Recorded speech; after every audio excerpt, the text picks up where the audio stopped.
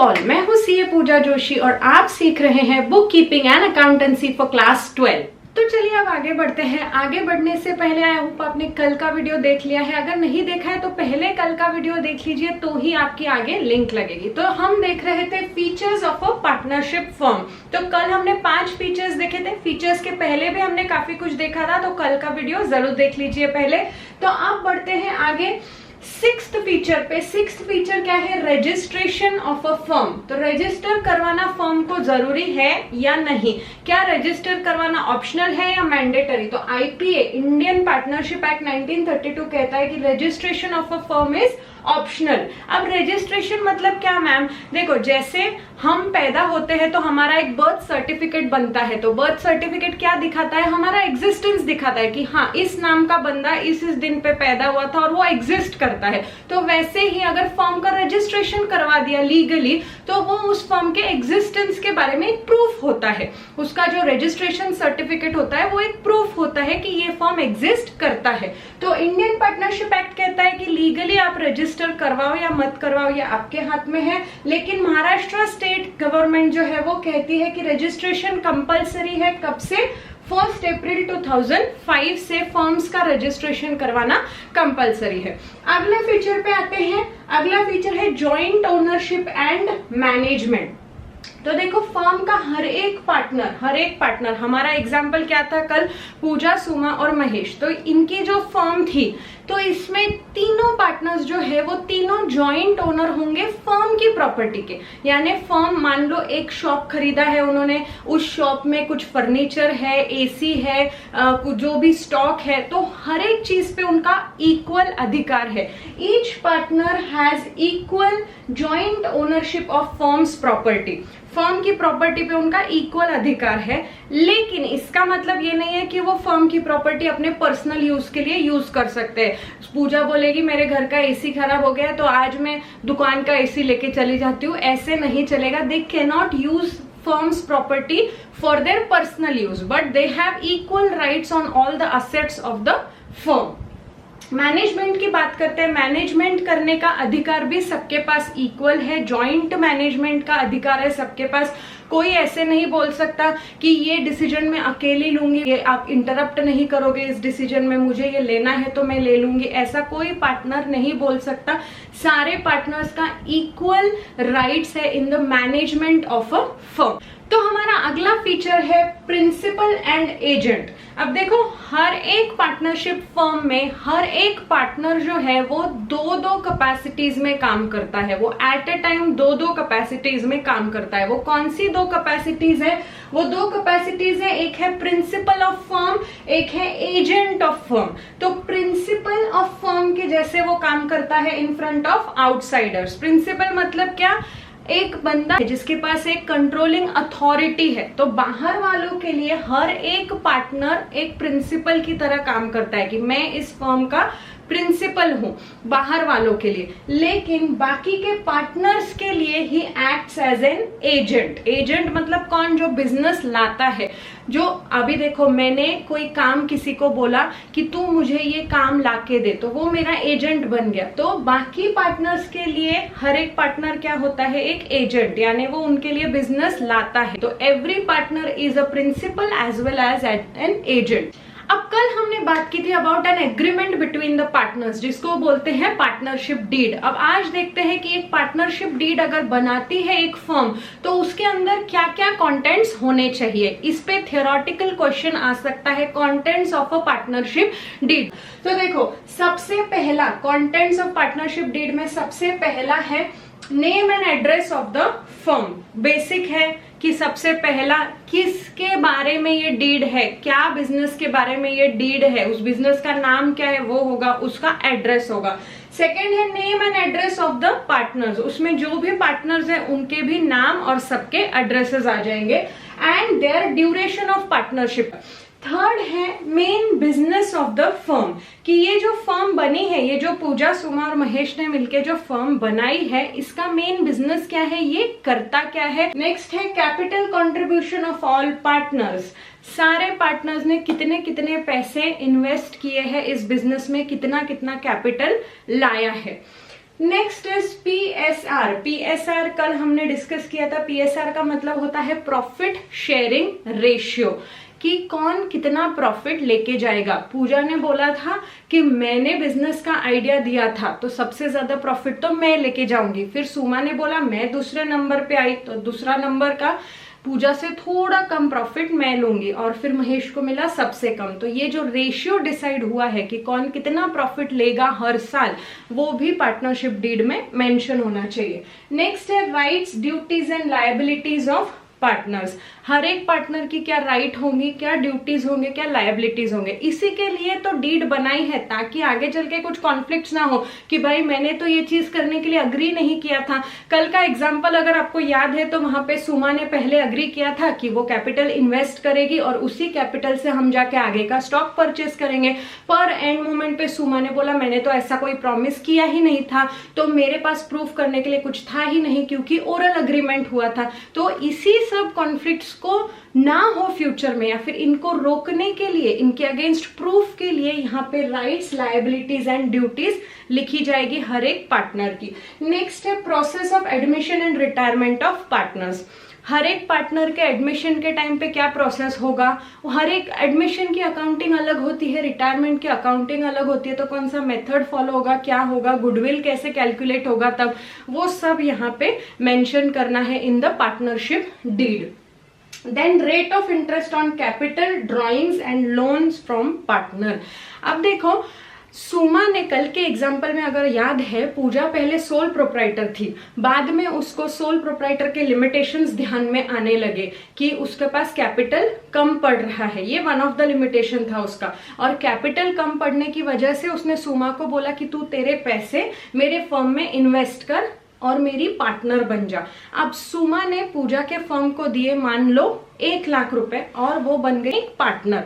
तो अब सुमा ने ये जो 1 लाख इस फर्म को दिए एज अ कैपिटल, ये पैसे वो किसी बैंक को अगर देती, किसी बैंक में एफडी करवा लेती या किसी को लोन देती, फ्रेंड को या किसी रिलेटिव को, तो उस पे उसको इंटरेस्ट मिलता।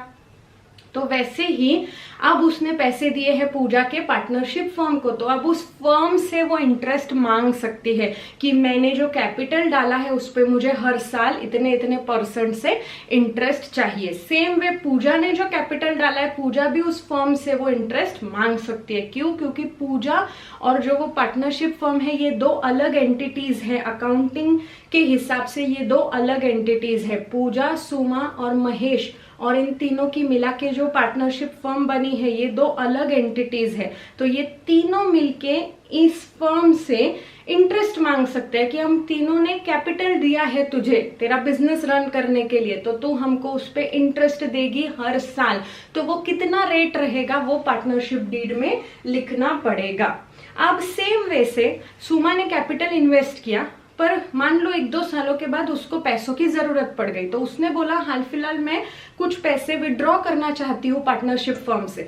जैसे हम एफडी वगैरह करते हैं बैंक में, फिर हमको जरूरत पड़ती है तो हम वो एफडी तोड़ते हैं, पैसे विड्रॉ करते हैं। तो वैसे सुमा ने बोला कि मैं ड्रॉइंग्स करना चाहती हूँ इस फर्म से। तो अब फर्म ने खुद के पैसे सुमा को दिए हैं, तो फर्म उससे इंटरेस्ट लेगी।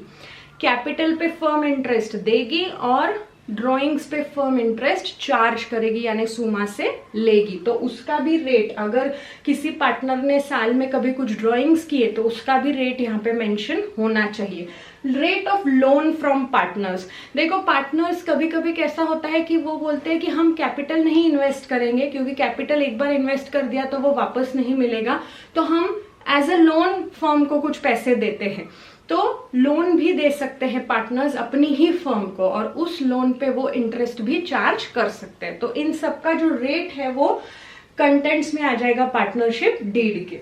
नेक्स्ट कंटेंट है salary, commission of partners if any. अगर पार्टनर्स ने डिसाइड किया कि हम एवरी ईयर कुछ सैलरी लेंगे इस पार्टनरशिप फर्म से, तो वो कितनी लेंगे वो यहाँ पे मेंशन होना चाहिए। अगर किसी किसी फर्म में ऐसा भी होता है कि इसने किसी पार्टनर ने कुछ स्पेशल बिजनेस लाके दिया फर्म को, तो उसको इतने इतने % पे फर्म कमीशन देगा, तो वो कमीशन का रेट क्या होगा अगर कुछ होगा तो वो भी यहाँ पे मेंशन होना चाहिए। ये मैंडेटरी नहीं है, पार्टनर्स को सैलरी देना is not mandatory, mandatory, partners को कमीशन देना इज नॉट मैंडेटरी, बट अगर डिसाइड हुआ है पार्टनर्स के बीच में कि हम फर्म से सैलरी निकालेंगे हर साल या फिर हम फर्म से कमीशन लेंगे, तो फिर यहाँ पे वो मेंशन करना पड़ेगा।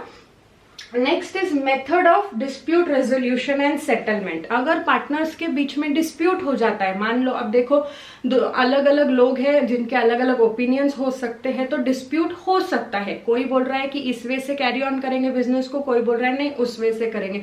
तो अगर डिस्प्यूट हो जाता है तो उसको रिजॉल्व कैसे करेंगे, सेटलमेंट कैसे होगी उसकी, कितने पैसे कौन लेगा वगैरह क्या चीजें होंगी, वो सब भी यहाँ पे पार्टनरशिप डीड में मेंशन करना पड़ेगा। Next point is settlement of accounts in case of dissolution of firm. अगर फर्म ही डिसॉल्व हो जाती है यानी बंद करनी पड़ती है फर्म, तो उस केस में अकाउंट्स पार्टनर्स के कैसे सेटल किए जाएंगे उसके बारे में भी मेंशन करना है। Next is method used for calculation of goodwill. अब गुडविल क्या होता है ये हम फ्यूचर में अच्छे से सीखने वाले हैं, और उस गुडविल को कैलकुलेट करने के मेथड्स होते हैं अकाउंटिंग में, वो भी हम अच्छे से सीखेंगे। तो कौन सा मेथड मेरी फर्म यूज करने वाली है वो मुझे मेरी पार्टनरशिप डीड में मेंशन करना है। Next is procedure to be followed if a partner is declared insolvent. अगर कोई एक पार्टनर को इंसॉल्वेंट डिक्लेयर कर दिया जाता है तो फिर उस केस में क्या प्रोसीजर फॉलो करना पड़ेगा। Next is any other matter relating to conduct of business, यानी इसके अलावा और कोई अगर इनको कुछ चीजें इन्होंने आपस में डिस्कस की है पार्टनर्स ने कि मैं ऐसा ऐसा करूंगा, तू वैसा वैसा करेगी, ये तुझे करना ही पड़ेगा, ये मैं नहीं करूंगा, ये अगर कोई भी चीजें उन्होंने अपने बिजनेस को लेके डिसाइड की है तो वो अगर डीड में लिख देंगे तो बहुत ही अच्छा हो जाए। तो अब हमने देखा कि अगर पार्टनरशिप डीड बनाती है कोई फर्म तो उसके कंटेंट्स क्या होंगे, पर अब देखेंगे कि अगर मान लो किसी फर्म ने पार्टनरशिप डीड नहीं बनाई यानी ओरल एग्रीमेंट है अगर पार्टनर्स के बीच में, तो फिर कुछ प्रोविजंस कैसे अप्लाई होंगे। या फिर पार्टनरशिप डीड तो बनाई है बट इन प्रोविजंस के बारे में उस डीड में कुछ नहीं लिखा, यानी partnership deed is silent about these following provisions, तो फिर क्या होगा। तो इंडियन पार्टनरशिप एक्ट का सेक्शन 12 और सेक्शन 17 एप्लीकेबल हो जाएगा। कौन से केस में, अगर पार्टनरशिप डीड बनाई ही नहीं है, in absence of partnership deed, या फिर बनाई है but partnership deed is silent about following matters, then section 12 and 17 of Indian Partnership Act will be applicable.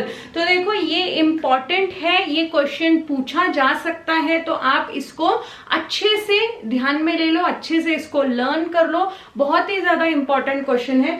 तो देखो सेक्शन 12 और 17 क्या कहता है कि अगर पार्टनरशिप डीड नहीं बनाई है या फिर बनाई है पर उसमें PSR लिखा ही नहीं है, प्रॉफिट शेयरिंग रेशियो लिखा ही नहीं है, लॉसेस कैसे शेयर होंगे वो लिखा ही नहीं है, तो फिर इक्वली सब शेयर करना पड़ेगा। प्रॉफिट्स भी सारे पार्टनर्स को इक्वली शेयर करना पड़ेगा और लॉसेस भी सारे पार्टनर्स को इक्वली शेयर करने पड़ेंगे। नेक्स्ट, अगर इंटरेस्ट ऑन कैपिटल के बारे में पार्टनरशिप डीड में लिखा नहीं है या फिर डीड ही नहीं बनाई है कि कितना रेट से इंटरेस्ट देंगे, अभी हमने कंटेंट्स में देखा कि rate of interest on capital mention करना पड़ेगा डीड में, बट अगर नहीं किया है या फिर डीड ही नहीं बनाई है तो इंडियन पार्टनरशिप एक्ट क्या बोलता है, इंटरेस्ट ऑन कैपिटल मिलेगा ही नहीं। Firm will not give any interest on capital to their partners. ठीक है, अब interest on loan from partner, हमने अभी इसके पहले कंटेंट्स में देखा था कि अगर पार्टनर ने फर्म को कोई लोन दिया है तो उस पे कितना इंटरेस्ट देना है उसका रेट मेंशन होना चाहिए in the partnership deed. But अगर वो रेट मेंशन नहीं किया है या फिर डीड ही नहीं बनाई है तो इंडियन पार्टनरशिप एक्ट बोलता है कि 6% पर एनम से interest on loan will be paid by the firm to the partners. Interest on loan, interest on loan, capital पे इंटरेस्ट नहीं देना है अगर पार्टनरशिप डीड में नहीं लिखा है तो रेट मेंशन ही नहीं किया है या फिर डीड ही नहीं बनाई है, लेकिन लोन पे देना पड़ेगा कितना, 6% पर एनम। फिर आते हैं ड्रॉइंग्स पे।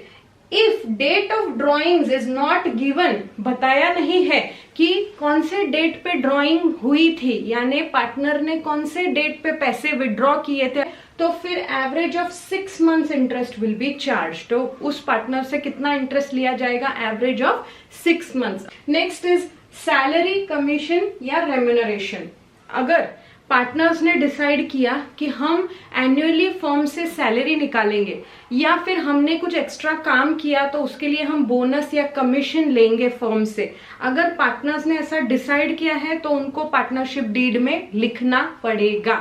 अगर उन्होंने पार्टनरशिप डीड में नहीं लिखा है या डीड ही नहीं बनाई है तो इंडियन पार्टनरशिप एक्ट अलाउ नहीं करता है एनी सैलरी, बोनस, कमीशन और रेम्यूनरेशन टू पार्टनर्स। तो आईपीए के हिसाब से देना ही नहीं चाहिए। बट अगर पार्टनर्स को फिर भी लगता है कि हमको लेना है फर्म से तो उन्होंने डीड में उसको मेंशन करना पड़ेगा उनको। Next is admission of a new partner. नए पार्टनर को लाना अलाउड है क्या? हाँ, अलाउड तो है, पर सारे पार्टनर्स का कंसेंट होना चाहिए। अगर डीड में कुछ स्पेशल चीजें नहीं लिखी है तो not allowed without consent of other partners. अगर डीड ही नहीं बनाई है या फिर deed is silent about admission of a new partner तो फिर क्या होगा, सारे पार्टनर्स का कंसेंट लगेगा। तो आज के लिए बस इतना ही। आई होप आपको वीडियो अच्छी लगी होगी। अगर हाँ तो you know the drill, like the video, share it with your friends and subscribe to my channel. मिलते हैं कल इसी वक्त पर।